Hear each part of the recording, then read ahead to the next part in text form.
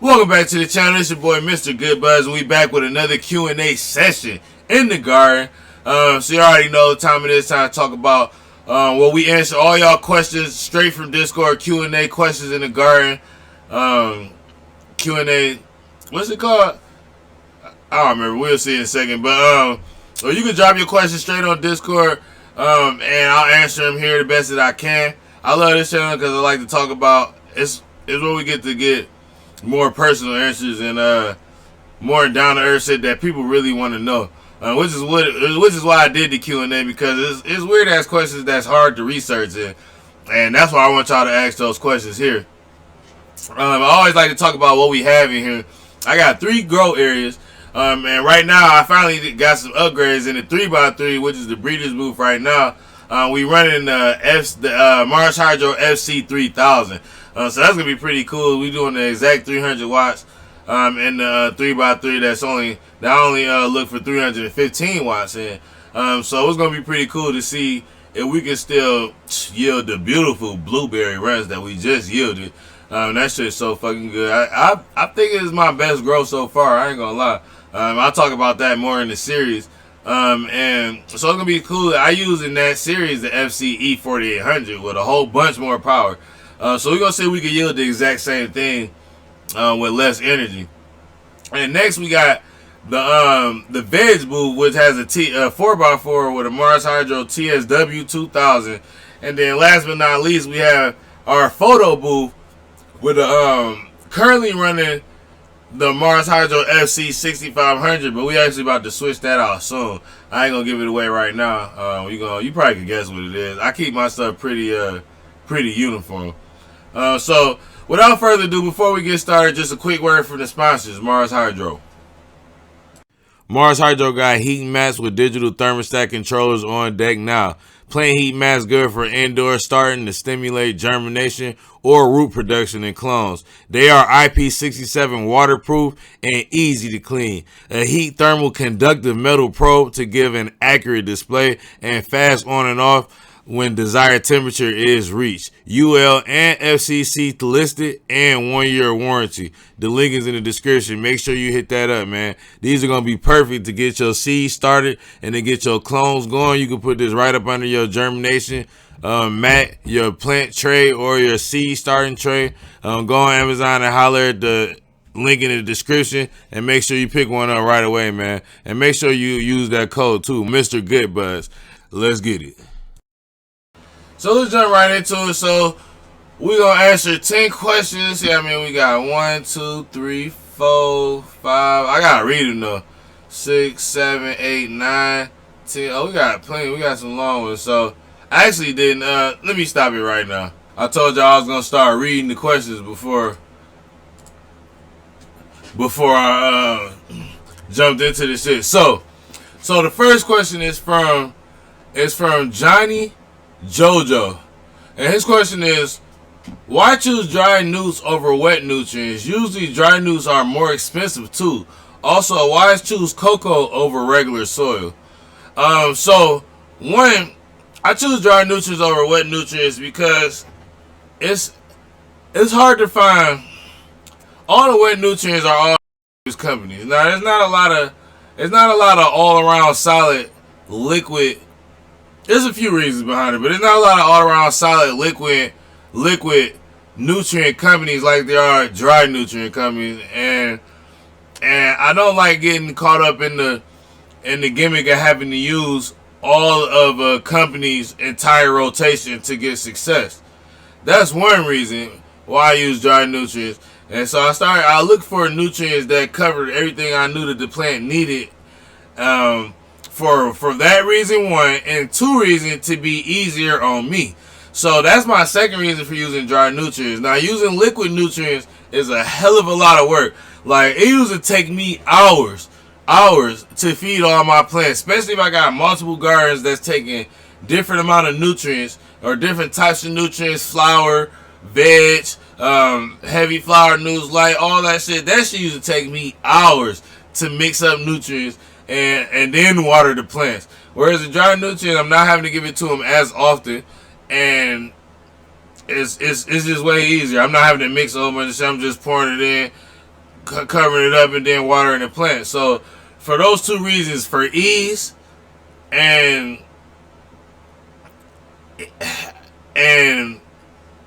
less confusion, I guess I could say. Because for me with the dry nuts, it's easy. I know the plants need a certain amount of NPK. I know it needs a certain amount of nitrogen, phosphorus, and potassium during certain times. And I did research and I watched other people's videos like Mr. Canucks. And he was doing something with the guy green. I think the veg is like I don't remember what it is. I don't remember what it is off the top of my head, but it's close to 444, and the flour is close to 484. I think it's like 482 or something like that. It's real close. So I got shit that I felt like was close. I tried it. The shit worked real good, and I went with it. All right, next question. When are you gonna fire up some more extraction? Everybody keep asking me that. Breezy, when you gonna fire from Breezy Garden? When you gonna fire up some more extraction vids in this place? I don't know if I was even supposed to say half of that shit, dog. I might have to blank out some of that. But I'm gonna do this shit soon, man. I gotta work on my craft with that shit, cause that press, that making that doing them extractions on that press, or I guess you said extraction vids. You're not even talking about. I don't know if you're talking about just particularly the press or any extraction videos. But I can bring back some extractions. But I've been trying to work on my press game, man. It's been it's a learning curve, man. It definitely takes technique, and the last time I used it, it was a nightmare. I was just trying to get the hang of it better. Next question from Kimberton31. Once a plant starts to foxtail, can you stop it from continuing, or will it foxtail to harvest? That's a good question. It will foxtail to a harvest, but not as fast. I have noticed that if I get the problem under control, which is usually like heat or light, it will stop foxtailing as fast. I will notice some progression in foxtailing afterwards, but definitely not as fast. You'll definitely notice a difference in speed. Like when it starts foxtailing, it gets bad fast, and I hate that shit, man. And I hate when it starts foxtailing. I just hate how it look. I hate what it does to the structure. So I tried. That was part of my main reason for switching to the FC3000 for all that heat that I was getting. I grow in the attic and it gets really, really hot up here, especially during the summer. Even with the AC, even during the winter with the heat on, it gets really hot. So it was a lot of heat in there, and it was just I found myself not using all the power, so it was just pointless of using that light. So we switched it down. So it doesn't. It does continue. One thing about the plants is that once they get the damage does keep progressing. Now you can slow it down, but it will keep going. And especially with stuff like that, it's always best to try and nip it in the bud as fast as you can. As soon as you notice it, that's the best. And I do a pretty good job of slowing it down. But like I said, I do notice it does continue. Mr. ThinkBuzz, he says, when cloning, I've seen certain methods where they strip the bottom of the stem. Yeah, you seen that on Discord, player. And it helps with the root development. What are your methods for clones to root faster? Just what you said, man. When I figured that out, I literally noticed that, and I'm going to give it all the way now. I probably have already. It don't really matter, but I noticed that when I was cloning, for one, they need light nutrients off the dribble. When I was putting Clonex inside the water, inside my DWC cloner, from the beginning, a lot of people were saying that they don't need none of that. I literally noticed that plants didn't grow shit until I gave it some nutrients, some of that Clonex, and then it started popping flat out. Every time I gave it nutrients, when I started off with the Clonex solution, the light solution, the taller, not the gel, but the nutrient. I know when I started it with that, they did way better. So that's one that I noticed root, and I be getting roots in a week. My plans, y'all about to see. Wait till I see the next breeders booth. What did I just say? The next breeders booth, y'all gonna see how fast those clones rooted. But that's one way. And two, just like what you said, I literally noticed I was growing the clones, and even the ones that rooted, I noticed, and I literally had to figure this out for myself. A lot of people were saying that you should shave the bottom of the stem, but nobody explained why, and they just said that it'll help. But with me not knowing, and you not giving me no actual scientific evidence of why that helps, it didn't really motivate me to do it. So I was still not doing it, and I literally noticed, like, on some plants, like where there was a scar, or where it was cut at, or where I cut like the leaves off at, that part underneath the water was where the roots came from. And when I noticed that one day, I'm like, dang, the roots is literally coming from exactly where I trimmed, or where the scar tissue was. That's where the roots came.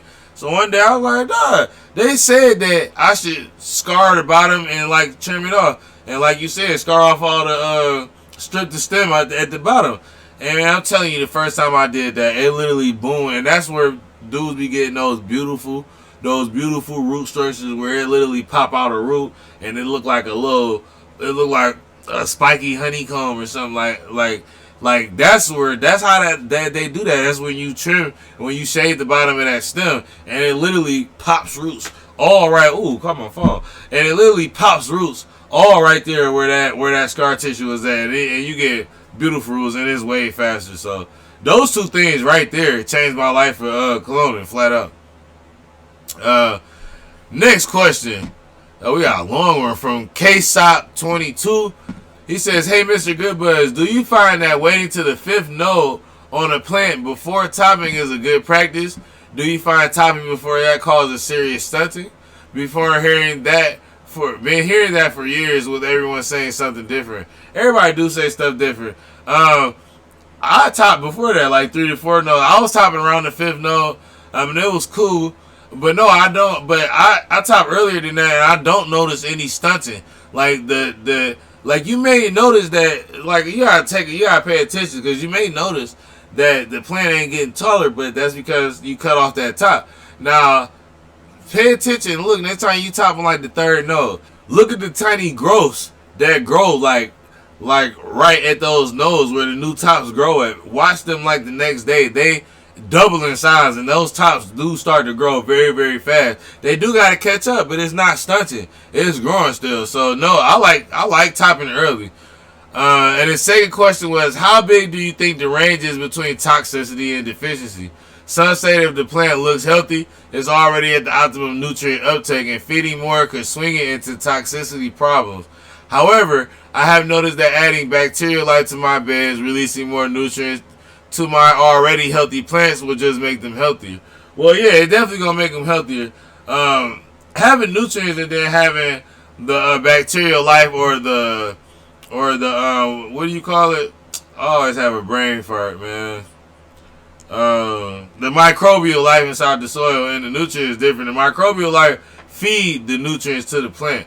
Now the plant only takes. There's a big difference between growing synthetic nutrients and then growing organic nutrients. Where organics, the plant is only ever going to take up what it needs because it's working with the microbial life to get those nutrients, and the plant only takes what it needs. Now when you're using chemical nutrients, you can force feed the plant, because those chemical nutrients are made readily available to the plant instantly, and so they start taking it up, and they don't know when to stop, and they're not controlling it. Whereas the microbial life is controlling that uptake, the plant just starts uptaking because it's already available.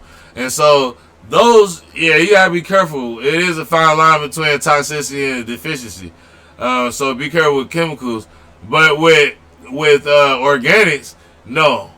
It's really hard to overfeed your plants with the organics, because they feed themselves, and they pretty much working in a symbiotic relationship and a cycle of life with microbial life and nutrients in the world. So I mean, no, I've slightly burned. I've seen burned tips on my plants with the dry nutrients or using organic nutrients, but I've seen nothing else to indicate any type of toxicity or anything like that in the nature. I haven't seen anything like that. I get deficiencies like a motherfucker, but no toxicities. But like I said, with the chemical, I'm not a master on chemicals, but there is a fine line, and you definitely you definitely could smoke and give your plant toxicity. What do you call it? Toxicity and nutrients.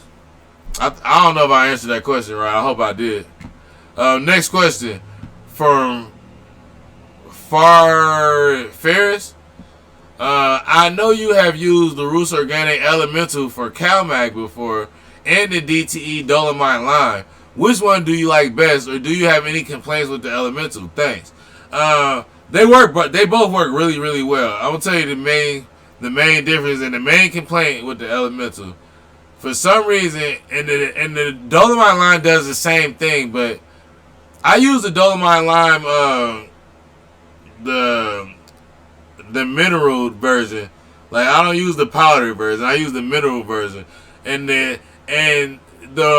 Roots Organic Elemental is even a step down from that, because it's like a powder. That shit is like flour, and so you got like a flour, and then you got the Roots Organic Dolomite Lime that's like grounded up, but it's still but it's like a powdered nutrient, and then it's still like, it's like sugar kind of like grain, and then you got the mineral version that's like these small little orbs.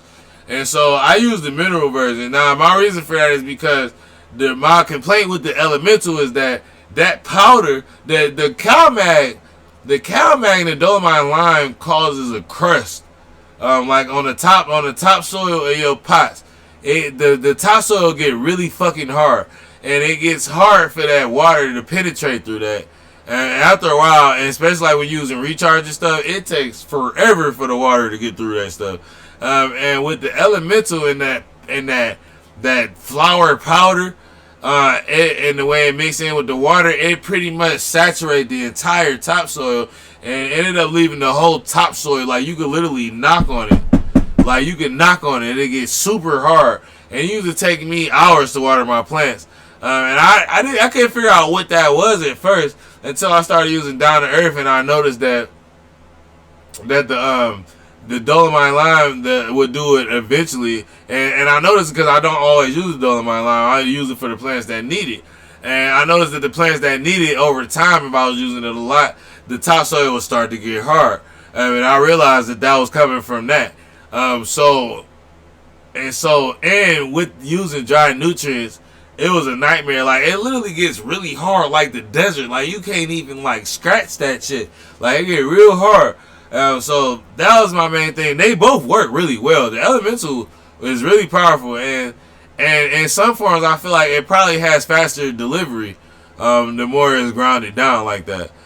So that's the drawback. But with the Dolomite Lime, that shit work good as hell. And the Down to Earth, all they stuff work real good. So it works real good, and it doesn't leave the topsoil super hard like that. And even noticing it, when I know I had to use it a lot, I'll try to keep scratching that soil too before it gets really hard. But yeah, that's the big difference. That was the only complaint I had with it. Otherwise, it works really good. And I still got some over there on the show. And when I run out of Down to Earth, I will use it. Next question.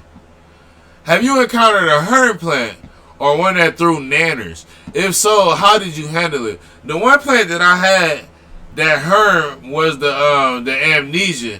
And that was because the Canuck Seeds said that it was like a 12-week strain or something like that, 13 weeks. So I tried to go that amount of time. It was an autoflower. I tried to go that amount of time, and it actually threw nanners or herms at like the 11th week. I think I made it to the 11th week, and it started herming.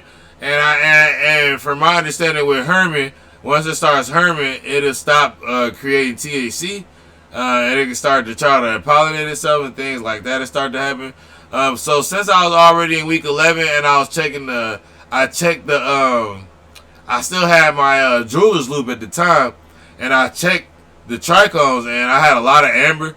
I went ahead and cut her down. It was over for her. She got killed off that day.